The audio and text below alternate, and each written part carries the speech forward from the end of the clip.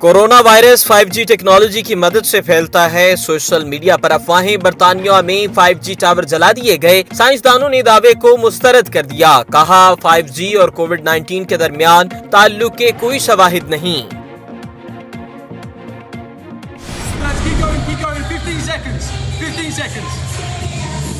Hey lads, when you're there, down into squat, drive up. Drop down into squat, nice and deep, drive up and squeeze. Again, you're looking for about 5 seconds each rep. Take your time.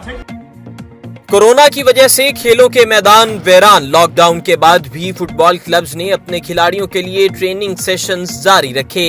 English clubs coach के manager और coach ने video के जरिए खिलाड़ियों की वर्जिश कराई।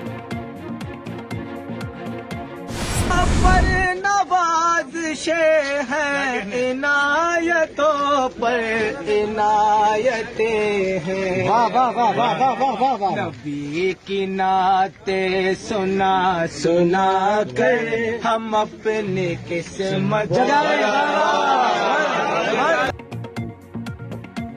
कौमी क्रिकेट टीम के साबिक कप्तान सरफराज अहमद रिलीफ कैंप में गए। लोगों की फरमाइश पर नात भी सुनाई।